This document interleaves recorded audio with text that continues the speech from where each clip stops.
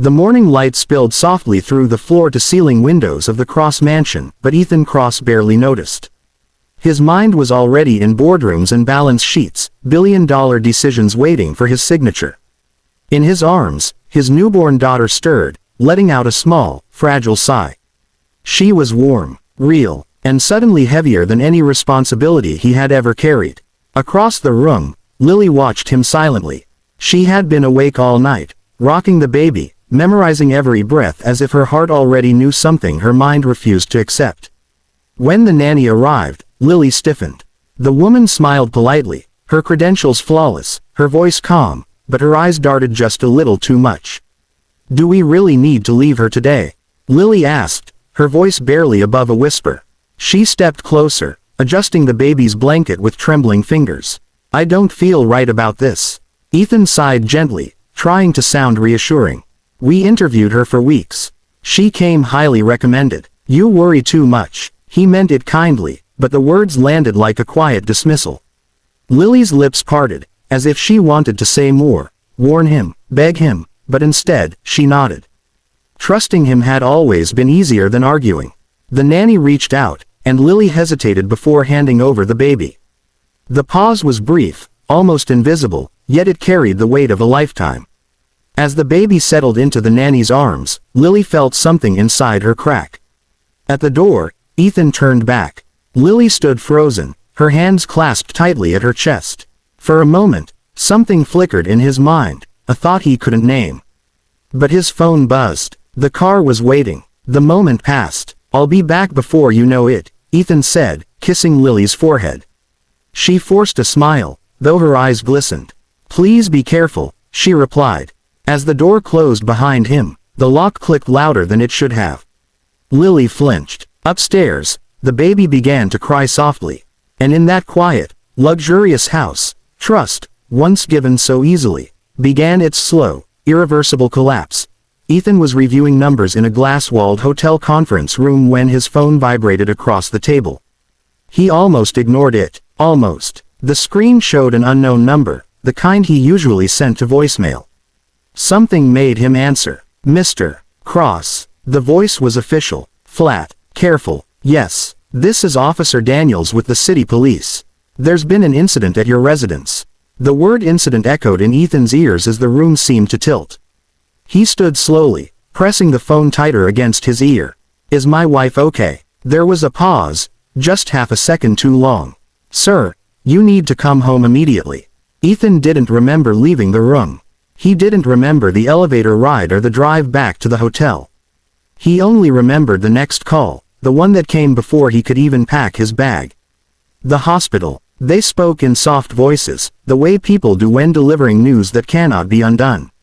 Lily had been attacked during a break-in. She fought. She protected the baby. But her injuries were severe. She didn't make it. The phone slipped from Ethan's hand and clattered onto the carpet. His lungs refused to work. He sank into a chair as the world closed in, every sound muffled by the pounding of his heart. Lily was gone. The woman who had begged him to stay. The woman he had promised to come back to. When he finally picked up the phone again, the officer continued. The nanny was missing. So was the baby. That was when grief turned into terror. Ethan boarded the first flight home, sitting rigid in his seat, staring at the back of the chair in front of him. His mind replayed Lily's face that morning, her hesitation, her fear. Each memory stabbed, deeper than the last. He whispered apologies into the empty air, promises he knew were useless now. When the plane landed, police cars were already waiting.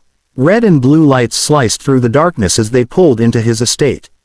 The front door hung open, splintered wood scattered across the marble floor. Ethan stepped inside and froze. The house was silent, too silent. Lily's scarf lay near the staircase, stained dark. A baby bottle rested on its side, milk dried along the rim. This wasn't a robbery. This was a nightmare carved into reality. And in that moment, standing in the ruins of his life, Ethan understood the cruelest truth of all. Coming back had changed nothing. He was already too late. The apartment building stood like it had given up on being noticed. Peeling paint, flickering hallway lights, and the smell of damp concrete greeted Ethan as he stepped inside with two detectives. This was not a place meant for a man who lived behind gates and guards. Yet here he was, heart hammering, hope and dread twisting together until he couldn't tell them apart. They stopped in front of a door at the end of the corridor. Number 3B. The detective knocked. No answer. Ethan's chest tightened. Please, he said quietly. Just open it. After a long moment, the lock turned. The door creaked open inches at a time. The nanny stood there, thinner than Ethan remembered, dark circles carved beneath her eyes. Her hands shook as she clutched the doorframe. Fear flooded her face, until her gaze met Ethan's. Then something broke. Behind her, the sound came softly. A baby's breathing. Ethan pushed past her, his vision blurring. In the small, dim room stood a second-hand crib. Inside it, wrapped in a familiar pale blue blanket, was his daughter. Sleeping, peaceful, alive. His knees buckled. He dropped to the floor, pressing his hand over his mouth to smother the sound that tore out of him. She was real. She was warm. She was safe. The nanny collapsed beside him, sobbing. Words spilled out between gasps. The break-in hadn't been random. Someone had forced their way in. Lily had screamed, fought back, begged her to run. She had grabbed the baby and fled through the back door, hiding wherever she could.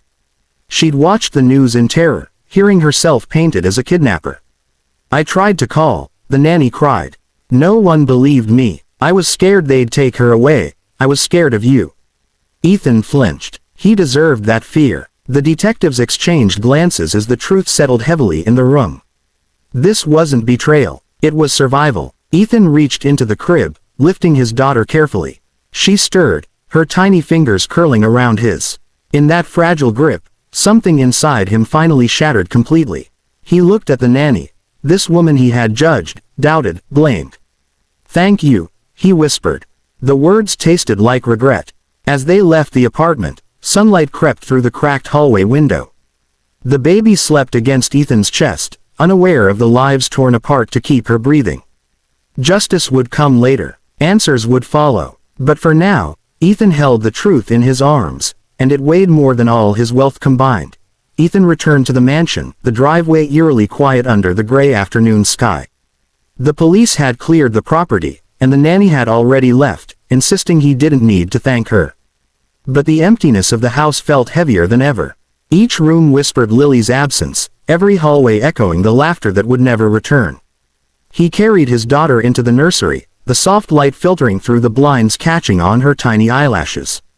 She yawned and curled against his chest, oblivious to the chaos that had surrounded her life in those terrifying hours.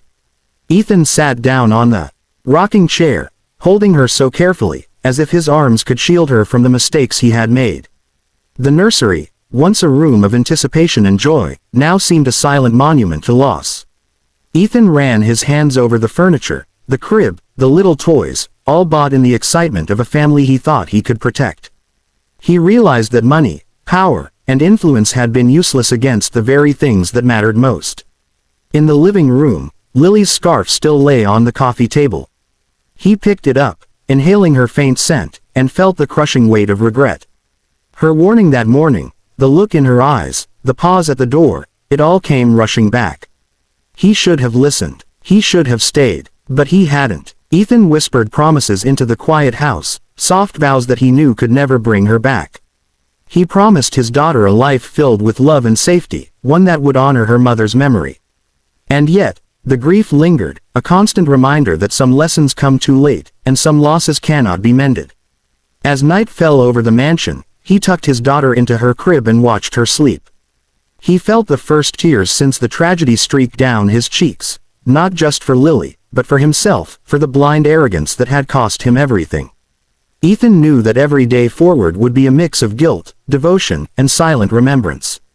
His wealth had given him everything but the most precious thing, time with the one he loved most.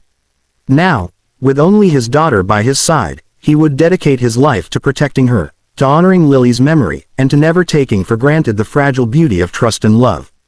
In the end, he understood. Some victories are hollow, some mistakes irreversible, and yet even in the shadow of loss, life, tiny and fragile, remains worth holding onto.